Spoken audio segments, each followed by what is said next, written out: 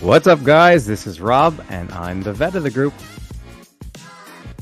Hey, this is Murph. I'm the maintenance man. What's up, guys? I'm the girl. I'm Shay. I'm the noob. All of the above. Welcome to the Waiting Table Podcast.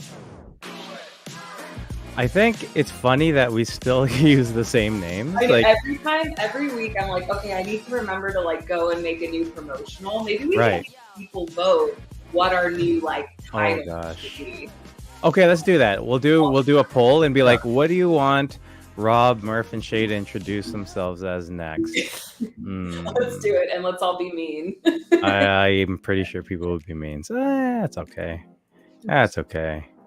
I'm Rob. I'm the spawn of Satan. Right? Like I could imagine people saying, "No, I'm too cool. I'm too nice for that." I mean, you're obviously them thighs. So 100%. that is something. You need Oh to yeah, people are gonna do that one. I'll put a poll this week. That's my goal. That's embarrassing. Is this where I do the intro now? Yeah, man, come on. This is for it. tryout. Hey, this is my first time. Thank you for being patient with me. Hey guys, thanks for joining us on another episode of the Waiting Table Podcast, where we have roundtable discussions about the hottest topics in the weight loss, with of course the coolest people from the bariatric community. I'm Murph. This is Rob, and we've got Shay, and we've got you guys. So grab a chair, wind down from your busy day, and take a seat at the table. Shay, how are you doing? I'm doing good. You did good. If I was doing that part, I would have been like, I'm Rob, this is Murph, and we got Shay. So that was good. Yeah. I'm pretty sure I changed the names. I'm didn't I, reading for it you? because I don't. I'm reading it because I don't even know my own name sometimes. And so It's hard. I had It's to thank hard. you, Rob, Hard stuff, man. for changing that up. I like it. No, I'm doing really good. I am so excited for the Just You Awards. I feel like now that we're into September, it's like swirling, and I feel like you guys, we're gonna see each other in person this month. Has that like sunk in? I just can't believe it. Yeah, I've been dreading it That's for a like- while. It's 19 something. How many days left? Like 19 days? Yeah, 18 days? It's our own TLC show, 19 Days and Counting. gosh. You guys don't get that, but those that watch TLC will. Yeah, I don't know what that means. But it's coming, and it's super, super exciting. I can't wait. Like I've been chatting with everyone, all the presenters, all these other people that we can't wait to meet. And hey, man, it's real. It's gonna be great. Those that don't know, this is the Just Be You Awards is put on by our Sleeve Life podcast. Kelly and Mel, they're amazing. Go check them out. They are hosting this event to celebrate the bariatric community. There's going to be so many fun events. The three of us will be there in person. This will be the first time that all three of us are in the same vicinity together. Yeah. No. Murph and Rob have only met each other once in person, so I'm really excited. So Yeah. yeah. It'll be good. It'll be good. This is gonna be a blast. Oh, it's gonna be awesome. And I think today is a good intro. Well, we've been talking about it for a while, but I think this is a very, very good segue into the season of the JBY Awards. And I know everyone is a bit confused. Yeah, we're doing a Tuesday today, as we had let everyone know, but this is a special edition. So on this special Tuesday edition of the Waiting Table Podcast, we're welcoming an Amazon #1 best-selling author. In addition, we are welcoming the owner and founder of the Real Insights of Bariatric Eating, also known as Tribe. And tonight, we are also welcoming a successful bariatric dietitian who continues to serve the weight loss community, the community that she's actually also a member of. Now, what makes this special episode even more special is that all of these extraordinary and established guests are all rolled up into an amazing pink package that is the incomparable sleeve dietitian, Jamie Mills. Welcome to the table, Jamie. Thank you so much for having me. Hey. I have to say that was like the best intro anyone has ever done. That was amazing. Thank you. Woo! I'm so excited to be here. Thank you guys so much for having me. I'm so excited. Oh my gosh. We've been talking about this. I know that I've been talking with your team in regards to getting you on. We're trying to make it work because, not only are we super excited to have you, but we're also super excited to celebrate your book. Thank you. And I appreciate you guys so much for working around my schedule. This time of year is crazy anyways, but add on the fact that my book is launching this week. So I'm extra excited to be here the week of the book launch. So thank you for making this work. No worries, no I worries. pre-ordered. I keep seeing like Me too. updates on Amazon. I'm like, oh, it's gonna be here soon. I'm so excited. Thank Yeah. you. It's definitely exciting, and it's very surreal to like hold this in my hands. It's funny because Kelly from our Sleep Life podcast, her and I have become great friends. I'm great friends with Mel as well, but Kelly flew out here to hang out with me, just to have some like fun like girl time this summer, and she was here when my author copy arrived. So she was Wow. here when I opened the box and saw my book for the first time. So like that was super special to celebrate that moment with That's her too. awesome. Oh Yeah. my gosh, That's so just the cool. feeling of all the work, all the effort, and not even that. It's just, I think it's your story, right? Yeah. Like this is everything that you've experienced, is everything that you've worked for and you've learned through this journey. And to be able to share that, I think, with a lot of people in our community is just amazing. So congratulations on that, and continue you. congratulations as it stays at #1, because that's awesome. I Thank love you. watching your updates about where it is, and then it's just like, okay, we're up a bit, and we're #1. It's just like, and it's funny because on Amazon it changes day to day. yeah. So Amazon's funny because you have to rank your book based on category, and then you get like you can see the ranking based on what category you chose, which there's like hundreds and hundreds that you Mhm. choose from. And then it fluctuates every day. So I think right now we're at #2 for weight loss, but we were holding strong at #1 for like a handful of consecutive Right. days. But I'm just so honored and so grateful that, especially because we haven't even officially launched yet. This is the pre-order Right. stage. The fact that we're hitting those numbers, and you said, Rob, like this is my journey in here, and yes, this book has a lot of personal touches and pieces of my journey in a memoir style, but I wrote this book to hopefully represent our whole community well. So it's not just my story. I hope that when people read this, they see their journey in there too, in some way, shape, or form, or can relate to it, or feel seen and heard. So it was so important to me that I was representing our community and doing us justice. So I feel like this is a celebration for all of us, because my hope with this book is that it's going to reach beyond the walls of our community. We don't have to tell each other that the bariatric community is fantastic and it's an amazing space to be in with so much support and incredible people. But it's the people who don't know that this community exists, who don't know that they might be able to be a bariatric patient, who still think it's cheating or the easy way out. Those are the people we're trying to reach. So by hitting these big numbers on Amazon, the reason that is so special is because it is reaching people beyond our community, and it is reaching the people who need it to know that there's support and help possible. And that's how we're going to start making change with this book, because like I said, the whole reason is to keep advocating for this community. And I'm just so grateful that we get to start to do it in this way. So freaking cool. I'm I love so that. excited Yeah. for you, Jamie. That's awesome. For those that have been living under a rock and maybe don't know who you are, can you give a little bit, because I know we all have like tons of questions about like your book and stuff, but just to kind of like paint the framework and context of a little bit about your story, like, can you kind of give us a little more information on kind of like what your story is, where you started, kind of just some things like that? Yeah, 100%. Thank you for asking. So, for anyone who doesn't know, I'm Jamie, and I've struggled with my weight my whole life. One of the biggest questions I get asked is, when did you become a dietitian? Because a lot of people assume I chose to become a dietitian after my weight loss journey, but that's not true. So I was over 200 pounds by the time I was 9 years old. So I suffered from childhood obesity, struggled my whole life. When I was 14 years old, I was diagnosed with PCOS, which is polycystic ovarian syndrome.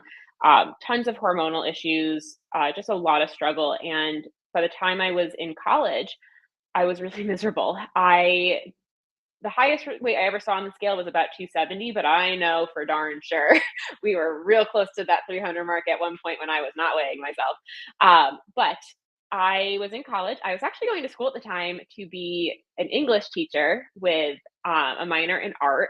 And I was studying a lot of, I was doing a lot of writing classes, which is funny because that's always been like a huge passion of mine. But I was struggling to get around campus. I remember the campus I was on had it was one of those really old buildings where the first floor wasn't actually the ground level. It was like the first one. So it was like One, two. So by the time I get to the fourth floor, I can remember being so out of breath. I would end up being late to class because one, I couldn't get across campus in time, but two, I would be huffing and puffing outside that door before I was calmed down enough to be able to go in, like sweating. And I was like, I remember I got to this point where I was like, okay, because let me back up a little bit. With my PCOS diagnosis, it was a little bit of a double-edged sword. For the first time, I was like relieved, like, oh, it's not my fault I'm this way. It's not my fault I can't lose the weight. But I kind of used it, and my young 14, 15-year-old self was like, well, it doesn't matter what I do. I'm not going to lose weight anyways. So I'd kind of given up, even though I was always like trying to diet, trying to do things, but then I would really, I would give up or I'd get really upset. So I got to the point when I was in college that I was like, I need to do something because I'm not going to be able to walk. I don't know what my life is going to look like. I was gaining so rapidly that I was like, at the very least, even if I never lose a damn pound, I need to stop this. So I started really being consistent with eating well for the first time, moving my body, going to the gym. And I talk about this in great detail in the book, but started off as healthy habits, turned very, very quickly into some extreme disordered ones. So I lost about 70 pounds, some of which was, again, started off healthy. The other ones were very restricted and very disordered. So I ended up eventually getting help, going to therapy. And it was at that point I was like, I want to be able to help other people so they don't have to go through this. So they don't have to think they have to starve themselves and go to these extreme measures just to lose some weight and feel healthy and safe and accepted. So it was at that point I decided to go to school to be a dietitian. It was like 2013, 2014 when I transferred.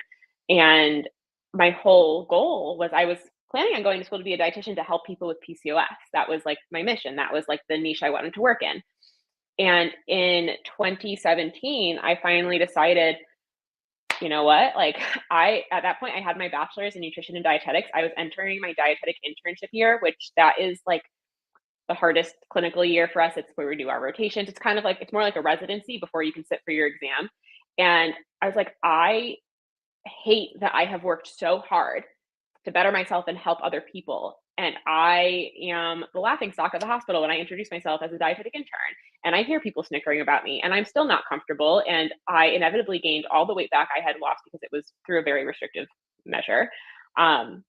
So I decided, I'm gonna have surgery. And it was so terrifying and so scary. And I don't think I've ever felt so much shame in my life. And I felt like such a hypocrite.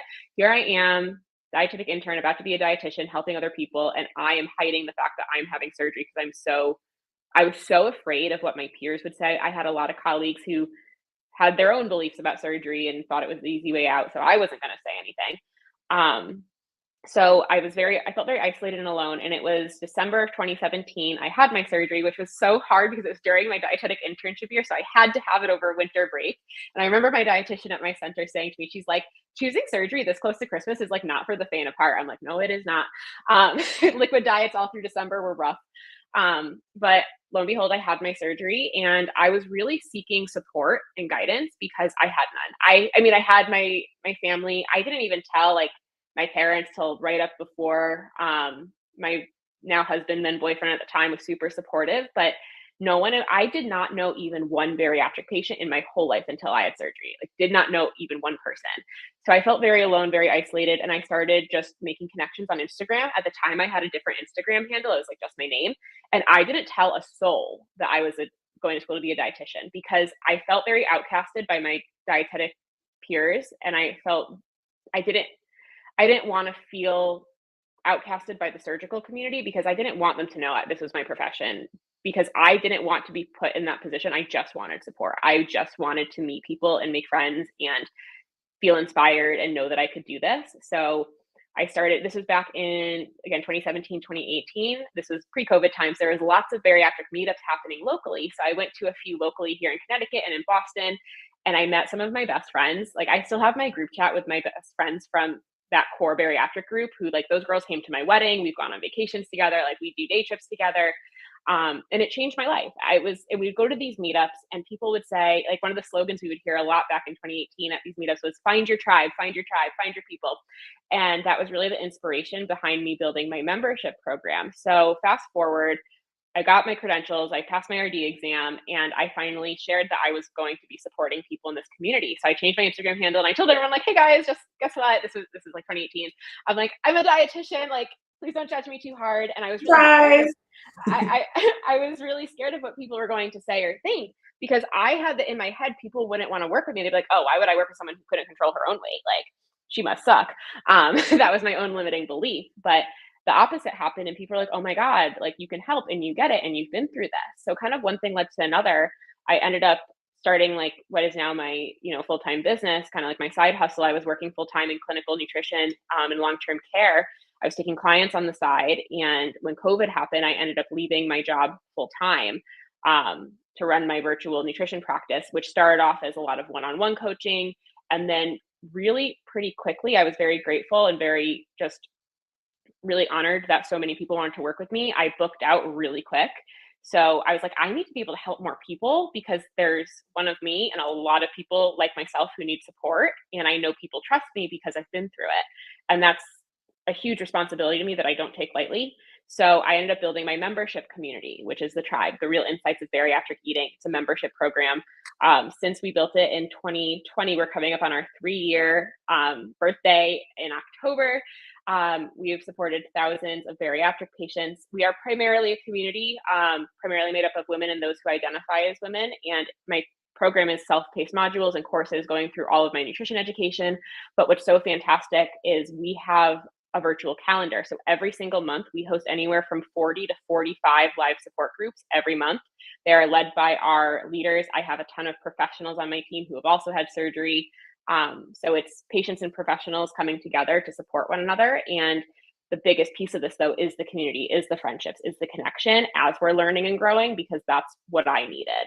So that was probably way longer than I probably should have ranted on for, but to give you like the evolution of all of this, that's kind of my journey. And I truly just set out to create the support that I never had. That is incredible. I have one question for you. When do you sleep? Well, I'll be on this call till 10 o'clock p.m. Eastern time. So I work it in sometimes.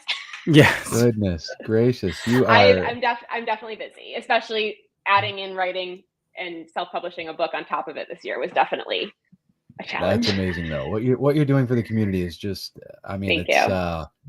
Yeah, that's what we all, I feel like, at least myself, I aspire to hopefully be able to help in such a way and make such a huge impact. I would play devil's advocate and argue you guys already are doing that. This is fantastic. Like, you're already supporting people and reaching people. I appreciate that. Yeah. Look, he's blushing. He's blushing. We're trying to teach you how to do compliments. So that was. I know. I am horrible. Gosh. I am horrible at compliments. Someone tried to pay me a compliment at work today, and I was just like, "Shut up!" No, that's the thing, when you're speaking, Jamie, and you're talking about, the community, and I think that this experience that we've gone through is such a unique experience, not necessarily because of what it physically is, what the actual act is, but because of a lot of the trauma that is associated with our journey and how that lingers still later on, even with such a big change in our life. And so I think, and you asked Murph, aren't you already doing that? Like, I find that people in our community, we're constantly advocating. The whole point of this podcast was to reach men initially, and then Shay ruined it. But then after that, but that's the whole thing, right? It was to reach men, and then we found out, wow, everyone wants to listen to us. And then, Shay had so much to offer from the female point of view as well as the younger point of view. And so it was perfect for us because we were able to, I think, connect with a lot of people, inspire people, motivate people. But at the same time, it was, and it still is, something that's very important. Like, intrinsically for me, it is one of the reasons I am so excited about everything that we do, right? It's the whole idea of helping people. And 100%. You could totally hear that when you're talking about your story and sort of your journey. Because and that's one of the things I talk about a ton, not just on my page, but specifically in my book, about all the nuances, because it's not just the weight loss. It's not just eating healthy and losing weight. It's all the things that nobody thinks about when it comes to struggling with obesity and this journey that they don't see. They don't see the emotional struggles. They don't see all the mindset work. They don't see the days when you wake up with body dysmorphia and feel like you're back to day one. They don't see the limiting beliefs and having to Mhm. work on that like self-worth at the end of the day to believe that you're worthy so that you aren't self-sabotaging. Like there's so many things, never mind the fact that obesity is such a complicated, multifaceted, multi-layered disease. There's a lot of hormone things, there's genetic things, there's environmental things, there are um we already said like emotional, but you know, a lot of people like to look at bariatric patients or people who struggle with their weight and say, well, why Yeah. can't you just stick to what you have to do if you know what to do? And it's like, okay, well, if someone can't stick to something, we have to ask why. Like, why is that? What, like, we have so many barriers and hurdles. And Yeah. you even said, you know, you created this podcast specifically to support men. And that's something I talk about in the book too, is men have a very different experience than women on this journey, and the support is different. And I even talk about this like very blatantly in my book. My community is primarily made up of women, and I primarily market my services towards women, and I would love to help the men in the community, but sometimes I don't know how, or For sure. we've tried in the past to do like things specifically for men and it's crickets, and I don't know where Mhm. any of them are. And Yep. 98% of my following on Instagram is women, so it's like there are men out there who need support too. And I'm sure, the way you guys process your emotions and trauma is different too, especially when the lines of support are different. So there's just so many things that like build up on top of each other that make this journey so complicated. And without the support, again, can just be very isolating. 100%. So where does your support come from, if you don't mind me asking, Jamie? How do you keep your drive, and where are you getting your support from? I know you've got a great team behind you, but even Mhm. before the team was established, what got the ball rolling for you and kept it rolling to get to this point where you are now? Do you mean in terms of like support to keep like advocating, or more so support like on my Like family personal journey? support, or yeah, like your personal journey, because we like to get to know you. I mean, we're Yeah. all about So what you're doing, but we want to know Jamie. um Like who is in Jamie's corner or has inspired, you know, you to keep going and thriving like you are. So I'm so fortunate that I have such incredible people in my corner. I'm very close to my parents and my sister, and we just welcomed in my new nephew this last month. He's 3 weeks old as of yesterday. So I am very close with my family. My mom has been incredibly supportive, and what's been so fantastic is tomorrow is actually my mom's 1 year surgery. Because after watching me go through surgery, she chose to have surgery too. After That's I was awesome. about 4 years post-op at the Congrats, time, and mom. yeah, she's down over 100 pounds and she's doing fantastic. That's And great. she's very Good for much her. loved the fact that she can call me at any point and ask me which vitamin to take or which, like, so Yeah, there's been exactly. a lot of that too. But so that's been fantastic. But she was so supportive even before that. She always struggled with her weight too. So to have her now be on this journey and I can support her is wonderful. And my husband has been so supportive. A lot of people have asked me too, very similarly to the dietitian question, like, did your husband meet after you had surgery? My answer is no. We met before that, and that's been an interesting like evolution too, because my husband has never struggled with his weight. He is like conventionally attractive and has always like um he's just never struggled. So like when him and I first started dating, I it was during that period of time when I was regaining back all that weight I had lost in like a very unhealthy way. And so he saw me at every stage from like gaining all of it back and being at my heaviest. And when we first started dating though, I was still very much very overweight, and the response I got from people was wild. Like people in Yeah. my life who even like loved and cared about me and didn't realize it was insulting would be like, "Oh my god, that's your boyfriend?" And I'm like, "Yeah." They're like, Yeah. that's not who I pictured you with, or wow, he's actually really attractive. And I'm like, thanks, thank you. Yeah. So, but he's just really like loved and supported me no matter what, and he always thought I was beautiful and worthy no matter what. So, like having him as my rock has been really helpful, because it's never mattered to him, but he's always supported what mattered to me, and that's been like incredibly supportive. And we have a really fantastic just like group of friends. Him and his brother are like a year apart, and like all their friends from high school are still friends. So we hang out almost every weekend and go to bonfires, and we have our dog Lilo, and all of our friends have their dogs. So all the dogs get together. So like that's like my grounding space. That's like, my personal life. But as far as like feeling like that drive, like Murph had said, like to keep going and keep climbing, I think that's just a really like integral part of like me and who I am. Like I've always kind of been that way, where it's like if I want to do something, I'm going to do it. And I think this journey taught me that more than anything else, because once I realized there's almost something a little bit scary. I think, I don't know if you guys relate to this, about achieving a goal you never thought you could. And this analogy is going to sound incredibly corny as I say it, but I think it's relevant to the conversation. You know, like at the end of Wizard of Oz, when like Dorothy like clicks her heels and she goes home and she realized she always had the power, she always had the shoes on. I feel like that's this journey. Like you hit these weight loss goals, you go through it and you do it and you realize I always could have.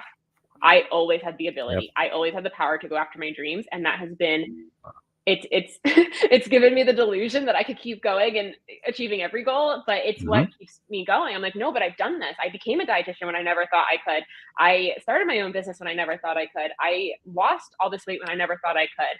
I'm helping people when I never thought I could. So for me, I think I love helping people and I love supporting. And like I had mentioned, I was going to school to be a teacher before all of this. And I get to do so much of like the teaching element in what I do. So like my favorite is when I get to sit down on a call with like my tribe members and teach them something or do a presentation or do a master class. Like I love it. Like it just gives me so much, like it just like fills like my cup so much. So I think it's really true. When you love what you do, it's like you never work a day in your life. So like, yeah, some could say like I'm up till 10 o'clock tonight working, but I love this. It doesn't feel like work. I love it. Well, it reminds me of, it's kind of that transition from fear of failure to fear of success. And that's been interesting because like in my weight loss journey, it's like, I didn't really ever think that I could lose weight because it's like, and many of us can relate to that. You try for years and years, and then it's like there wasn't even a possibility in my mind that that would be achievable because it hadn't been up to that point. And then when it gets there, like I consider myself now, like I deemed myself in maintenance mode. There is kind of a weird, unsettling feeling about it. And I've been talking with a couple other people about that, whether it's a maintenance mode in weight loss, whether it's a maintenance mode in your career or whatever it is, where you're maintaining. For many of us, we're stuck in this like fight, flight, freeze, always something chaotic going on. And when there's actual peace, it can feel really unsettling. And I don't think a lot of people talk about that. You just kind of see like the successes of they lost the weight, they published the book, they did that. But kind of along that same vein, how has that felt for you, Jamie? Like having this big accomplishment of like finishing a book, like what's the reality of how that's felt like? I feel like I don't know how to process it because this has been such a huge goal for my whole life. Like, so this is a little more like personal things here. So the other week, my mom sent me a picture she has like all of our baby books and all of these like things from our childhood and like her hope chest. And she dug out that I forgot about. But when I was about 8 years old in like second grade, I had like a little like clipping in the newspaper. It was an article where I got to submit something and they published it in there and it had my drawing. And it was basically a what I want to be when I grow up. And in that little blurb that I wrote that got published in the paper was, I want to be an author. I want to write a book. I want to be a famous published author. And then at the bottom, there's a little like cartoon drawing that 8-year-old Jamie drew of me holding a book up. So this has been something that I've been dreaming of my whole life. So I feel like it's really hard to process. And to your point, Shay, like, I agree. It's like unsettling sometimes. You're like, well, now what? Now what? Now what?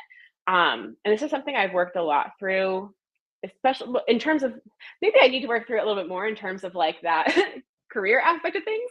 But in terms of like my weight loss journey, this was something I've worked very heavily on with my therapist. And I remember a few years ago, she said to me, like, when I didn't really need to be losing weight anymore. And she was trying to kind of get that through into my head, which like logically, like me helping other clients, like I always know when people are at that point, but when it's yourself, it's really hard.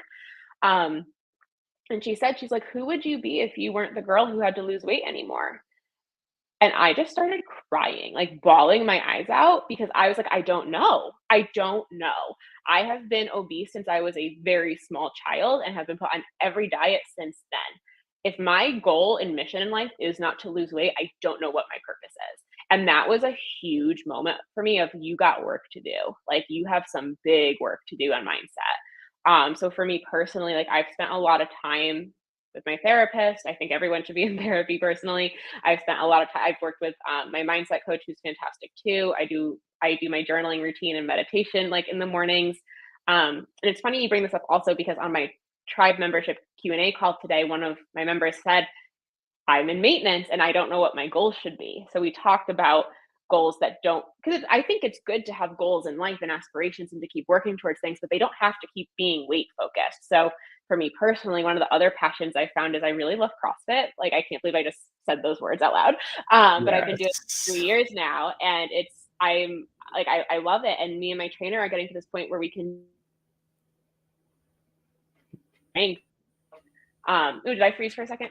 Yeah, right when it was like juicy, you're like, oh, you're gonna tell us what it is. Like she's being so suspenseful. I'm like, right? She's just pausing. Sorry.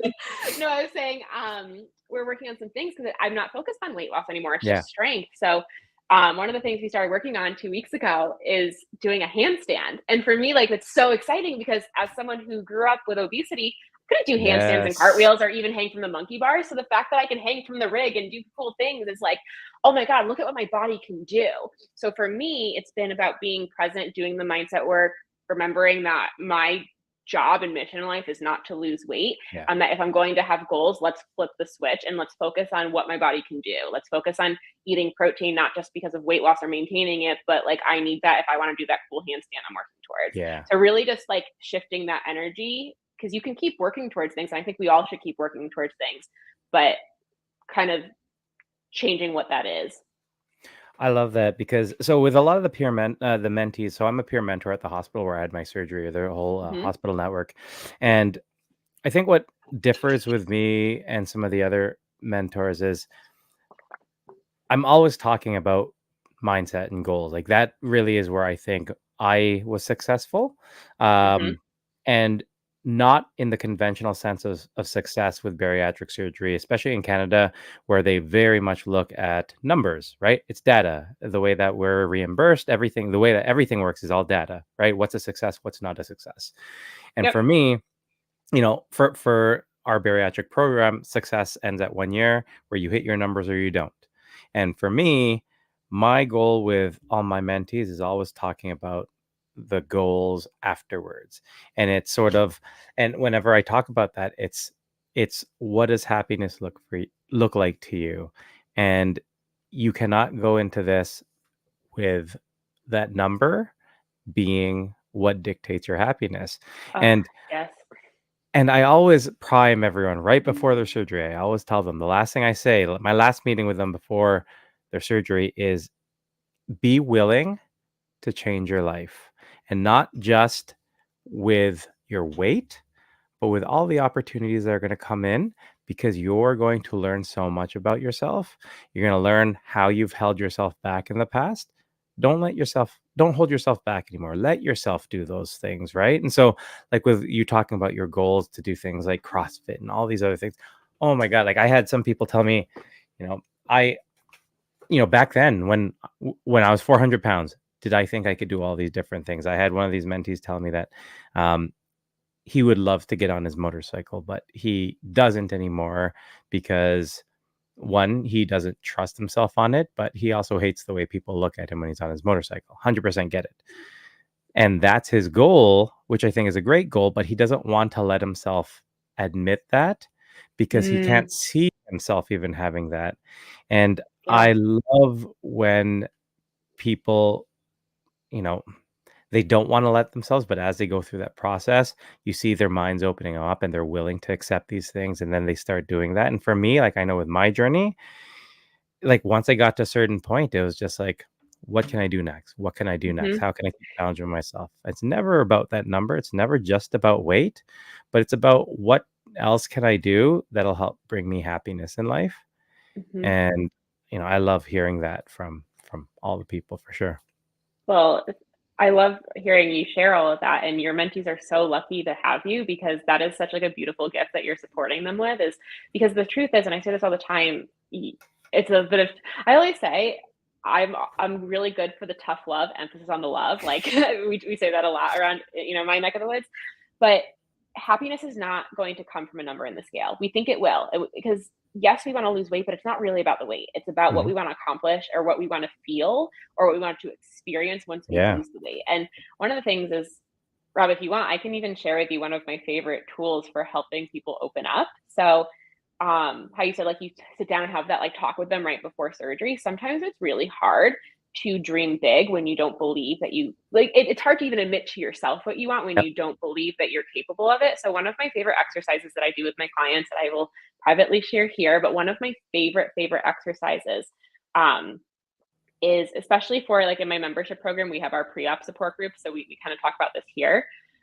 I love to ask my clients to write themselves a letter the night before their surgery. It is a letter to yourself from you 1 year in the future. So you a year from now is writing to you tonight before your surgery, telling you in great detail of everything you accomplished this year and Yeah. how it felt, how it, like every single thing. Like you a year from now is telling you now exactly, like lay it all out and don't let any roadblocks come up, just let it out. What did you experience this year? And have, you a year from now is thanking you for doing this. Yep. And then you fold it up and you take it out in a year. That is one of the most beautiful ways to manifest that happiness that you are searching for, because you are letting your subconscious kind of guide that. But Yeah. there's something really, really, really powerful about writing that letter to yourself. And any one of us can practice this exercise. It doesn't have to be before surgery. It's extra special if you can. And I certainly didn't have anyone helping me with this when I had my surgery, but any one of us could write that now. Like, where do I want to be a year from now? So you asked me, how does it feel to hold this book? Maybe I should take my own advice and write a letter to myself a year from now, talking about all the things this book brought. But it's just a really powerful exercise. Oh, for sure. I did one similar where you would actually imagine you were speaking to yourself, the ideal version of yourself. So where you are right now, if you could paint that picture, who is the perfect Jamie? What did you look like? How did you feel? What was their presence? What did you accomplish? All that stuff. You could have a conversation with them. Write down, remember everything about that person. And for me, the power in that, especially and constant reminders of who that was, because you write that down. But the realization when you are that person is amazing, because it just kicks in that, holy crap.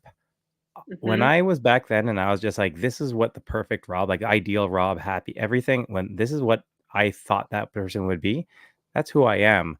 Like, I've achieved all those things. And it's just so much power with visualizing and really manifesting those things. And that's a lot of the work I do personally with my mindset coach. We do a lot of meditations and visualizations that get you to a subconscious level. And the verbiage she uses and that I use is like your highest self. What is your highest self doing or saying? And gets a little woo woo with all that, but that's like my jam. That is my jam. I had a mindset coach as well. I 100% believe all of it. I'm on board.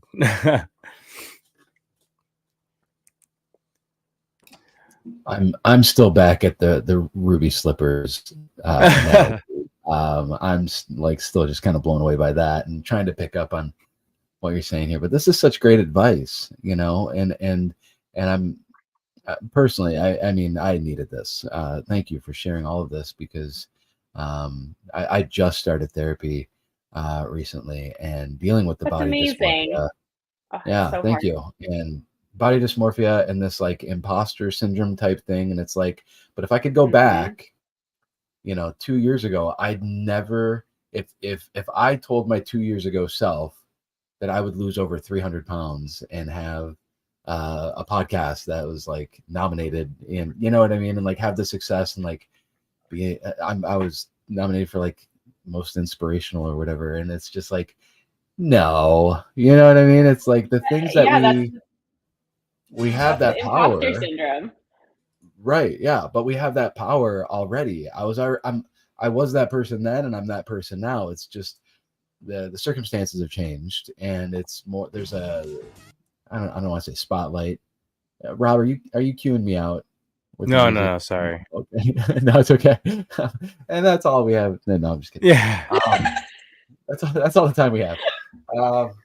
No, but it's just like, it's crazy to think that we, the only thing that's changed is, our appearance, and maybe, not just that, but I mean, like, just the way that we view food, our lifestyle has changed. A lot of, those things have changed, but it's our mindset. I like to say that, you know, I had 80 to 85% of my stomach removed, but none of that trauma was removed. None of those Yeah. memories, none of that guilt, none of that shame. And I can't forgive myself Well, for it. You know, I'm having a hard time doing that, but it's like, I'm still the same guy. I'm still the same person. I still have that power to, you know, reinforce the positive things that I'm doing. Why aren't I doing it? It's just so crazy. So that ruby slippers analogy really, that yeah. thank you. I needed that. Hit you right in the feels. No, I love Yeah, that got me. I love hearing that you are starting therapy, and I'm really proud to hear that because it's hard to admit when we need help, and it's hard to look at these things. And I was like clinically diagnosed with body dysmorphic disorder around year 3 post-op.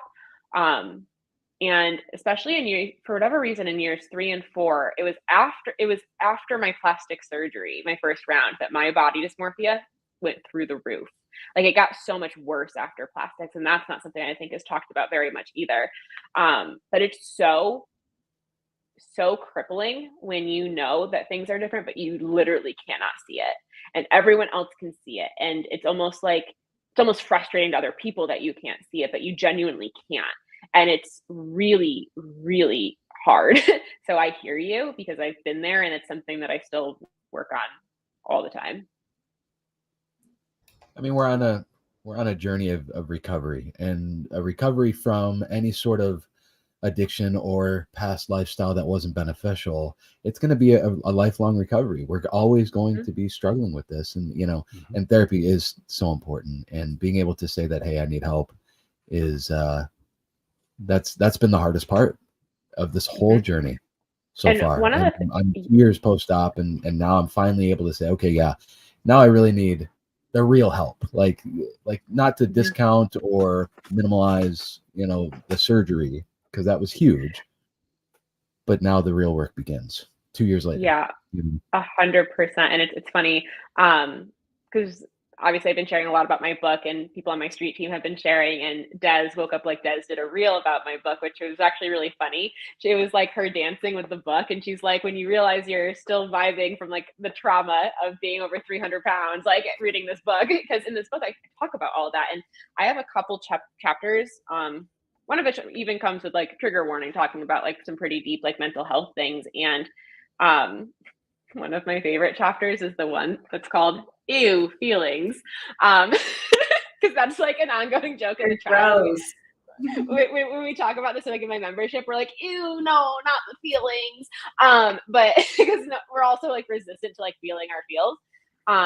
But one of the things I also talk about, and I have a chapter on this too, is the grief that you feel on this journey that no one talks about, the grief of grieving your old lifestyle, the person that you were, the person you're becoming, and Yeah. also, like, the anger that can come. Like, sometimes, and I don't know if other people, relate to this as much as I do, but, like, it can be really frustrating when obviously, like, we change very much so, like, 100% we change, but physically it's mostly our appearance that people see the change from. They don't see the internal changes like we do, but they see the physical change, and it's so frustrating when that physical change then makes you worthy, then makes you valid, then Correct. makes Yeah. people see and hear you. And it is totally okay to allow yourself to be angry.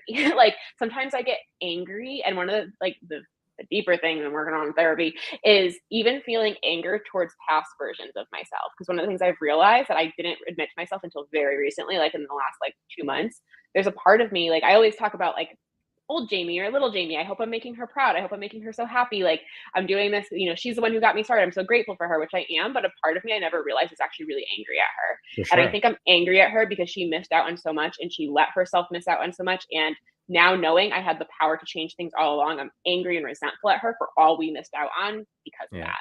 So, like, getting real deep with some of this, like, some of this gets real deep, but, like, I know that if I'm going to overcome some of my current roadblocks, I have to address that. And it's icky. It's icky. But I think you're right though. Like I think one of the challenges we've always had, and I think as bariatric patients, pre-op, one of the biggest challenges we had was honesty with ourselves, right? Mhm. Whether I know I was in denial for a long time about how, or the state that I was, Yeah. or, oh, I can do it. I don't need help, whatever the case might be, right? It's always hard. And I found that for me, the turning point was having that honest conversation finally after all these years. And as you said, like all of this wasted time. Like for me, one of the big things was I had wasted 6 years of my daughter's life, right? Um, the term I always use, and I repeat it all the time here, um, I was present for my kids, but I was also absentee, right? I was an absent present father because I was right there. I just wasn't doing anything. And so I was, and I still am, very pissed at the fact that I did that.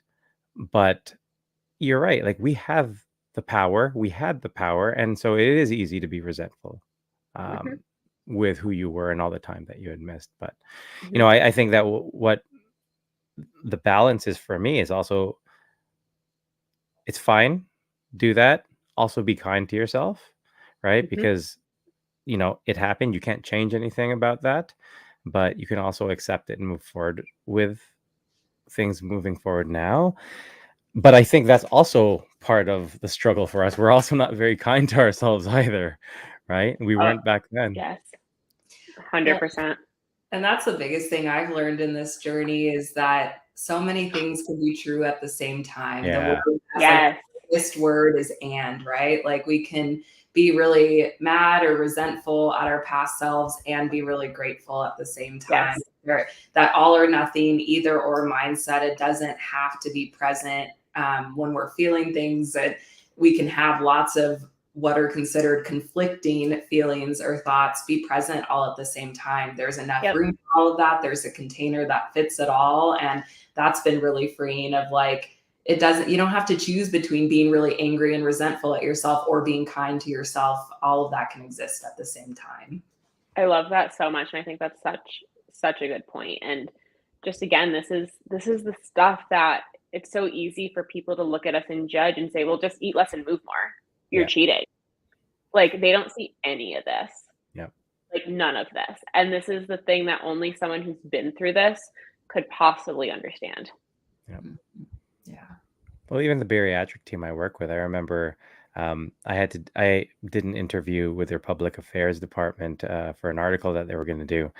And so I was sharing my story, some of the traumas, the challenges, all of that through Murph's going to the bathroom. It's a 40 thing. Once he turned 40. 40 plus bariatrics. Yeah. You're going to be next, Rob. No, I'm 40. He's a couple months older than me, but I guess my prostate's still, fighting it. But that's the thing. They've worked with thousands of people, but that discussion doesn't come up often, which is a shame, right? The challenges that we have, the trauma that we have, the limiting factors, the limiting beliefs that we have, and how that sticks, because I think that's part and parcel with our success and our continued success. But it's the part that often gets glossed over, unfortunately. Well, it's not just about following your post-op diet. It's not about losing the weight. And that's something I wish more people were better prepared for and to just know that, like, I hate using the term normal because it's like, what even is normal? But like, it's common at least to feel these things. Like you're not some like freak of nature because you're having all these internal conflicts. Like it's what happens too, especially at least in my experience, I didn't realize how much of an emotional eater I was until I couldn't do it anymore. It was during my pre-op liquid diet when I couldn't figure out why every day I came home from my clinical rotations, I would cry all night. And it wasn't even that I was so hungry. Like I would go to clinicals, I would have my protein shake in the morning, my protein shake at lunch, my protein shake on the way home, and then I'd have my last fourth protein shake for dinner. But by then, like I was tired and cranky and exhausted and overworked, and I just wanted to sit on the couch and relax with food and use it as a way to cope and to deal with stress. And I couldn't. And I was also anxious about surgery and all the feelings coming up with that. And I would just sit there and like cry.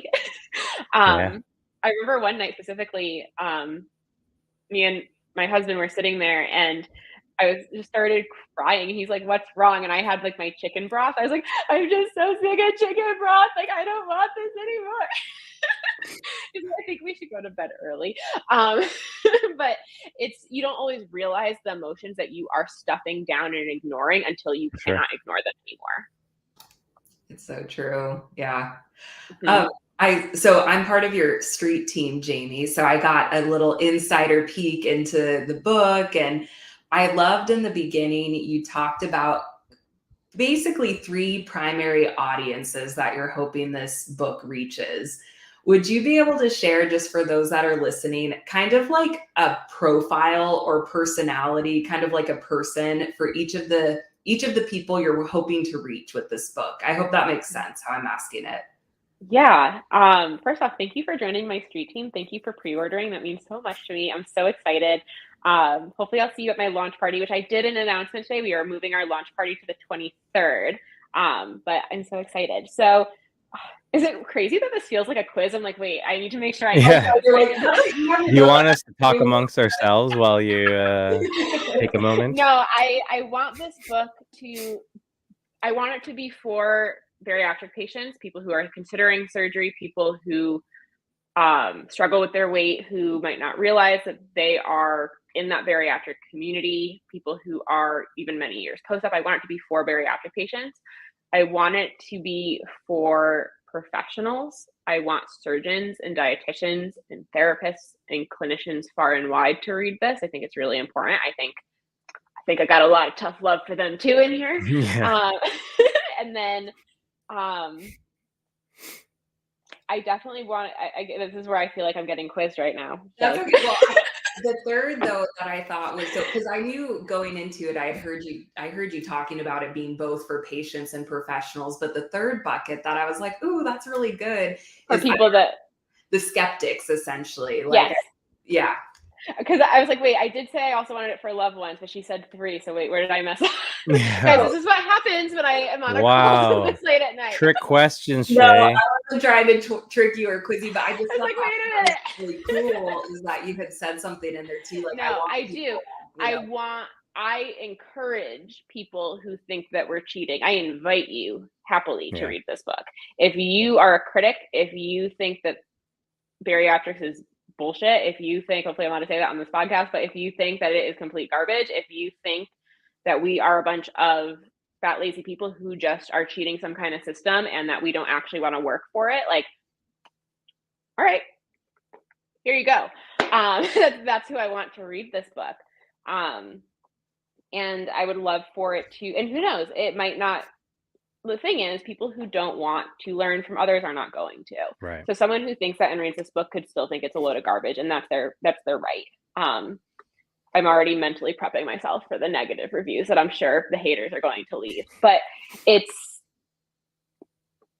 I'm really big on empathy, really, really big on empathy. I have a whole chapter too about the nuances and the people who have different hurdles from one another, because one of the things I've learned on this journey from working with so many people and creating so many friends, there are so many different marginalized groups of people who have additional hurdles on top of just the standard ones that this book is filled with. And until you've walked a mile in their shoes, you're never going to know. So just because something is easy for you as a bariatric patient doesn't mean it's easy for another bariatric patient. Or just because you were successful with something without surgery doesn't mean someone else will be. Because there's even some like targeted like microaggressions within our own community. Like, just because I did this means like you should just do it too. Like, well, that doesn't work for everyone. And there's a lot of reasons why. So one of the things I say at the beginning too is I hope that this book sparks conversations, and I hope it sparks hard conversations. And there might be things that I say that you don't love. There might be things that I say where you're like, ooh, a little tact there, Jamie. And I believe that that's a good thing, because I think if something triggers us or frustrates us, it's an invitation to look closer at why that is. And that's why I also, for this book, Shay, I don't know if you saw it at all, but I created a supplemental resources page. I don't know if you like opted in or saw that. I don't think I've gotten to that part quite yet. Okay. So one of the things I talk about in the book is, so basically at the end of each chapter, I have what I call my bite-sized recap, which is like a summary of the whole chapter. And then I have an invitation for you to go to my webpage. So I built out a specific website just for the book, where every chapter has supplemental journal prompts. So every single chapter, all 17 chapters, have 5 to 7 journal prompts, and some are specific for practitioners too, because I hope that these chapters really encourage you to dig deep and think. And some of the journal prompts I give in the beginning, I also give at the end to see if anything has changed or progressed. I also have extra resources. So there are just so many things that I couldn't completely fit in the book. So for example, talking about therapy, I have a whole section on that part of the chapter on the resources page, like how to find a bariatric specific therapist, what resources you can go to, or how to find a physician who's double board certified in obesity medicine. So like all of those resources are in that webpage too. But my point in sharing that is I want it to keep propelling deeper conversations. And that starts with us having some honest conversations with ourselves. Like, and what Rob said, like, it's hard to be honest with ourselves. So that's part of how we start to create change in our own life. And then hopefully that trickles into others too.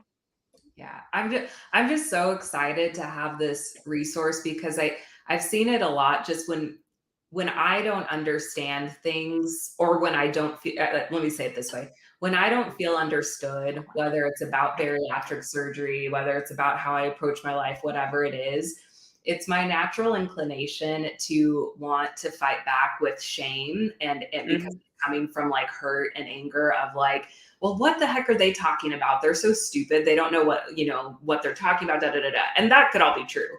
But I love that this is just an opportunity to like educate people.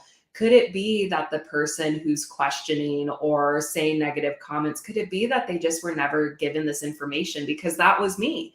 I was the person before who was the skeptic and kind of looked down on people for having bariatric surgery before I knew anything about it. And like, oh, I wouldn't ever need that, da, da, da, da, da.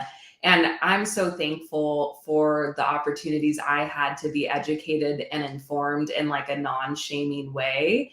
And that's what I'm just so excited to have this opportunity, right? Like when you come in contact with people who maybe are having that stance, it's like, hey, that's like you said, that's totally your right. That's totally fair to feel that way. If you're open to learning, just see what you think about this. And it's like you have a packaged, pretty pink book you can have now, or will be able to get soon. And not for nothing, sometimes it's okay to be petty and passive aggressive and be like, well, you just don't know what you're talking. One of my favorite responses to people saying ignorant things, especially about surgery or medications or anything like that, is I'll say, thank you so much for sharing that. Would you mind sharing the resources with me that helped you formulate that super educated opinion of yours? Because I would love to know where you came up with that one. But it's true because a lot of people truly, here's the thing, you can be naive to things. There can be things you don't know and don't understand and are open to learning. What I have very little tolerance for is cruelty and people just being unnecessarily mean. And that's what I hope kind of we can, again, those people aren't going to be open to learning anyways, but it would just be so, it's one thing. And I can respect someone who says, I can absolutely respect someone who says surgery isn't for me. It's not for everyone. It's not going to be the right choice for everyone. I can respect someone who says, listen, I understand what you went through is probably really hard, but like, I don't support it for X, Y, Z. Like, okay, fine. But to make people feel like they are wrong or should be ashamed because you don't understand what they are going through, or you don't understand how beneficial surgery is for so many people is just not okay. And that's where my big sister energy comes out, where like, I'm like, I will fight for this community until the day I die. Like, stop. Like, it's just, not, we have enough to struggle with.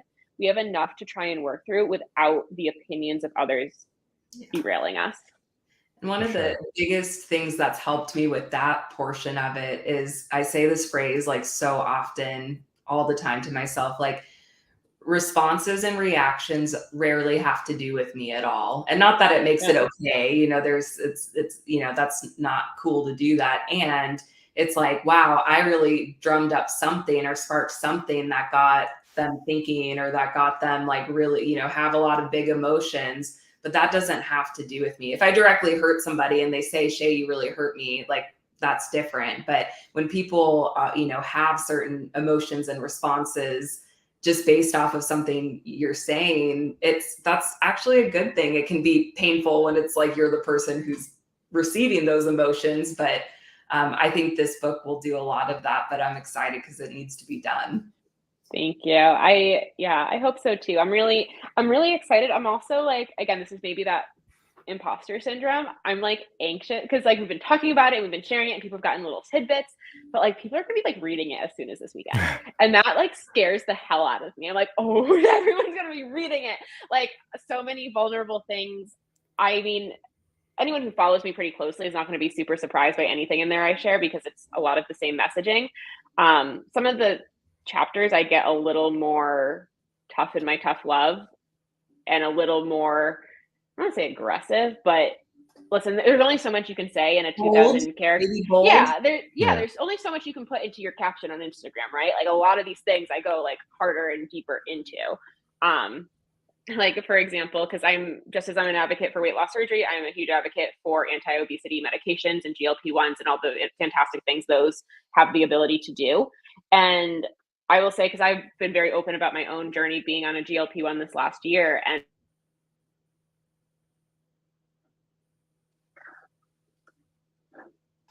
it always glitches at like the most like right part. I don't know what just happened.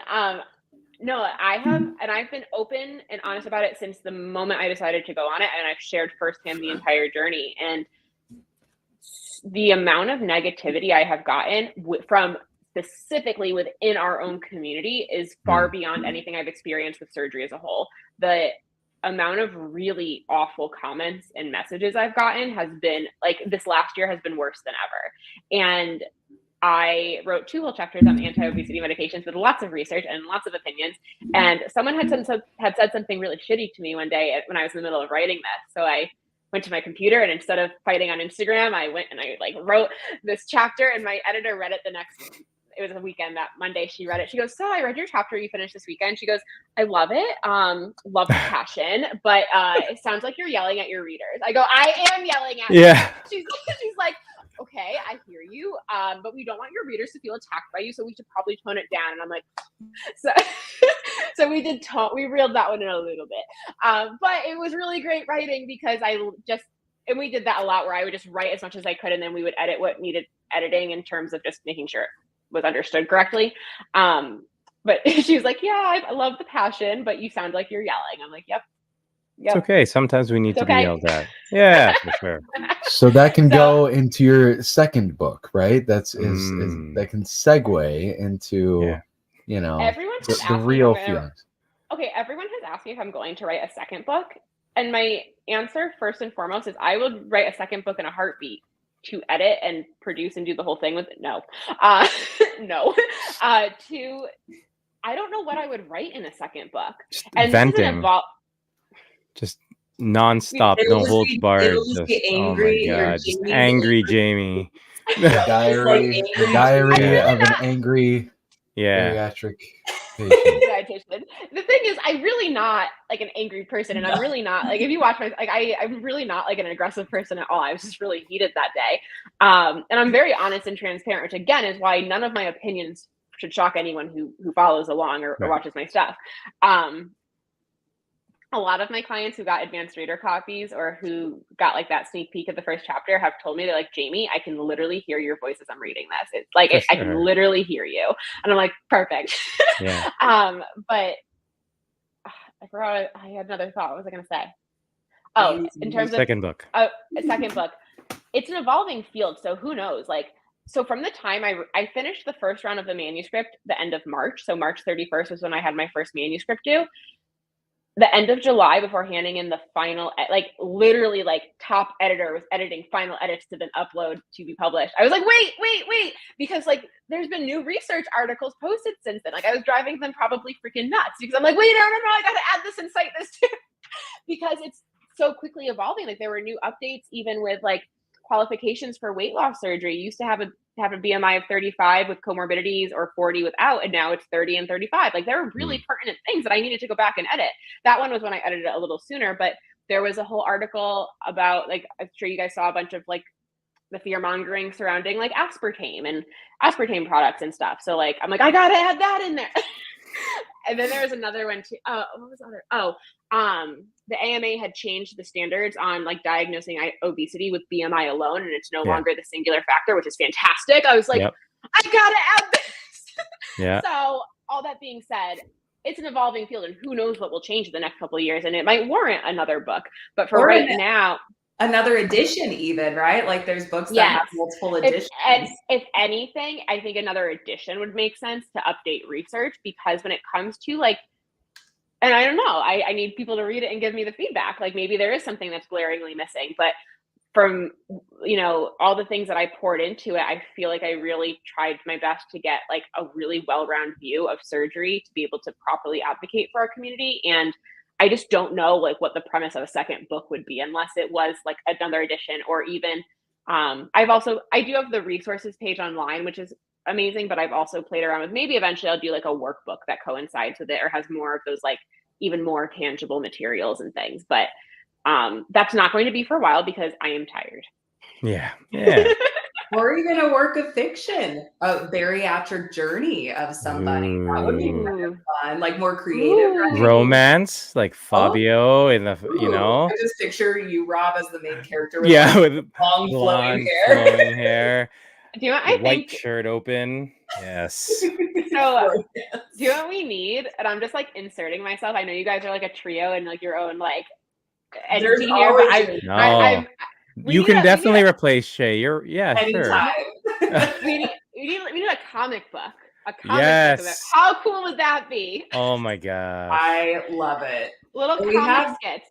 We have something up our sleeves. Not quite a comic book. I won't say what it is quite yet, but it does have to do with the Just Be You Awards and some sexy bariatric boys, potentially. Which, by the way, I'm so excited to get to meet you guys in person. I'm so excited you guys get to meet each other all in person. But was anyone at JBY last year?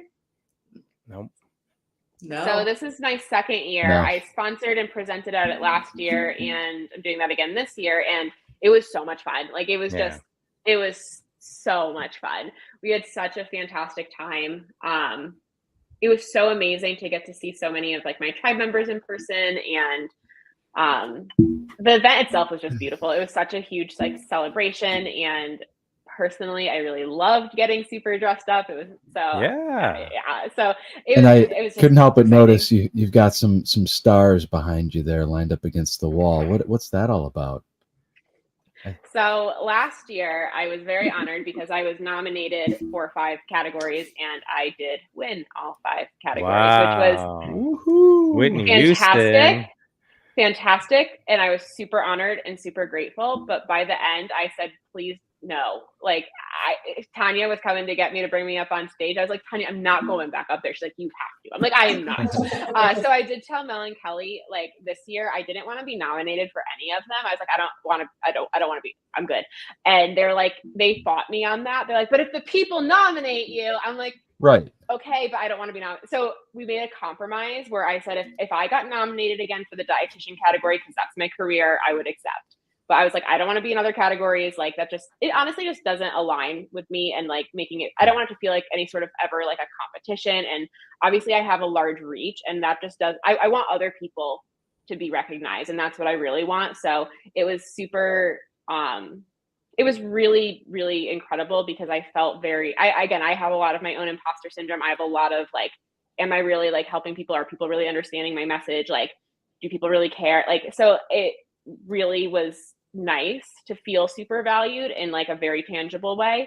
But it was just so fun, especially like some of the like extra skits they did. And my favorite part is the beginning where they do the Rising Stars, where they did last year, where they showed every single person. There was like 500 or 600 people, and literally everyone was like screaming and cheering and crying. Like that's how we opened the event. And it was such good energy. And it was so fun because you kept seeing all your bariatric online friends popping up. And I don't know, it was really great. So I can't believe it's coming up so soon. I know. I'm so excited. Well, I'm hoping that a famous author will sign my copy of The Easy Way Out. And I know you're doing the whole book signing and everything there. So those that are listening that are going to be there. Yeah, tell us about that. So anyone who is going to be in Washington, D.C. The weekend of September 30th and October 1st during the JBY Award Show weekend, that Sunday, so October 1st from 9 a.m. to 12 p.m., I am hosting my very first ever book signing. It's going to be in Washington, D.C. It's going to be at the Generator Hotel. If you go to the link in my bio on Instagram, you can RSVP. It is a completely free event. It's just I need an RSVP list so I know how many people to anticipate. So you can buy a copy of the book there. I would be honored to sign it. If you've already pre-ordered and you want to bring a copy, and I would again be honored to sign it, please feel free. I'm hoping, it'd be nice to be able to read like an excerpt or two while I'm there. So I don't know exactly what much more to expect beyond that. I'm really excited to have everyone and get to meet everyone and do this. So I'll have I'll have the hardback and the paperback copies there. So Nice. If you guys are still going to be in, obviously some people have very early flights the next day, but as long as you guys are there, I would absolutely love to see you there at the signing. For sure. Thank you so much. Yeah. I have one last question. Yeah.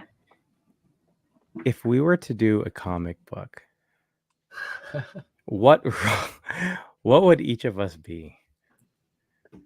And you don't have to answer this question. It's To okay. be honest, you I sort of feel do. like you guys need to invite me back again so I can get to know all of you better, because you asked me a lot of questions. I don't know all of you all that well. All right, So all right. maybe And we'll do you do know- a part 2. 100%. And do you know what I Chase the absolutely villain. loved about this episode? I think we all had a lot of questions. I know I had a lot of questions written up, and I know that there was a large portion of them that were, obviously your profession as a dietitian, and we just went with it. We just talked and we just discussed, and you shared a lot of personal things, and we shared some personal things, and it was just amazing conversation. And I am looking forward to continuing these conversations at the JBY Awards. Of course. And I'm so grateful you guys had me on. Again, thank you so much for working around my schedule. I'm glad we made this work, but I'm really glad, I found you guys through Instagram, and I love the work you're doing for the community. So this is really great. Thank you for having me. Yeah. Thank you for Thank you coming. for being here. Yeah. Make sure you guys go follow Jamie at the Sleeved Dietitian. You're on all the platforms pretty much, right? Instagram, Facebook maybe, TikTok. I have a Facebook, but please don't message me there because it will just go into some message folder that I'll never see. I'm not active. The only things that really post to the Facebook page are things that like auto link that are static posts from my Awesome. Instagram. I'm on TikTok. I'm much more active on Instagram than TikTok. Also, my website is thesleevedietitian.com. I have tons and tons and tons of free resources on there. I have my blog on there. And then that's where you can also go to see other things I have. I have obviously my membership community. I do a group coaching program, and I also have a course that is self-paced. It's only $27, and it helps people with like snacking habits. So all of those resources are there if people, especially if they're looking for free ones. Awesome. And Shay, can you Yeah, share us that's awesome. what's going on next week? Yeah, so we had Jamie this week, which was amazing. And then next week, we're actually going to have Dr. Connie Stapleton. I think you know her too, right, Jamie? I met her briefly last year at JBY. I know who she is. Yes. Yeah. So she is an amazing psychologist. You might know her from 1,000 Pound Best Friends, 1,000 Pound Sisters. She was the psychologist on both of those shows, and she is just the coolest person. She's had struggles with addiction, more related to alcohol. And so she's been through a recovery program that she's really open about in talking. And so she has dedicated the last 20 plus years of her life to serving the bariatric community in this, therapeutic way. She was like one of the trailblazers before there was anybody really talking about it. She was there from the beginning. So she's going to be on the show next week, and we're so excited to have her. We should be on the show 1,000 Pound Podcasters. We're almost there. We're almost there. We get a few of us. Yeah, we get a few of us. We can do it. Jamie, thank you again for sharing your experience, your stories. And of course, everyone go out there, grab that book, pre-order online, and we will see you at the JBY Awards. And again, thank you everyone else for joining us on the Waiting Table Podcast, where we're serving the weight loss community 1 pound at a time. This is where we dance off. We just dance. You know what? I don't know why, but the music wasn't queuing properly. That's what I was trying to check earlier, and it was just messed. When Murph was just burying his soul, you're like, I'm going to I was just like, I'm going to try this music. It sounds like a good time. Not important part. Let me just turn this on. Are you gonna get jiggy, Jamie? It's not the first time. Huh? Are you gonna get jiggy at the JBY Awards? Are you a dancer? Only if I'm really drunk. Just That's to be gonna honest. happen. Yeah, She's not dancing right now, so I'm guessing that's water. I don't dance. Like I'm not a good dancer. I'm not comfortable. Like I literally I need to be in rare form to be dancing. We will make that happen. I feel like challenge. I feel like I've promised a lot of people that we're gonna get into that spot, but which is the funny thing. I don't think anyone thinks that I have fun. Everyone thinks that I'm the boring one in the group, so we'll see. I know that's not true. That's right. I'm the boring one. I'm the boring one. the You're gonna see me in the corner. No, the after party last year was really fun because a lot of people, myself included, we all changed into our fun after party outfits, and then they had a photo booth, and they still had the backdrop thing. What's it called? Step and repeat. People are taking pictures and stuff. So, and I think this year the after party is more planned. I think last year was we just dispersed and hung out in the lobby area and stuff. Yeah. I think this is a little bit more again, just planned and organized for the after party piece. So, Nice. Sweet. Hi guys, thank you. Bye.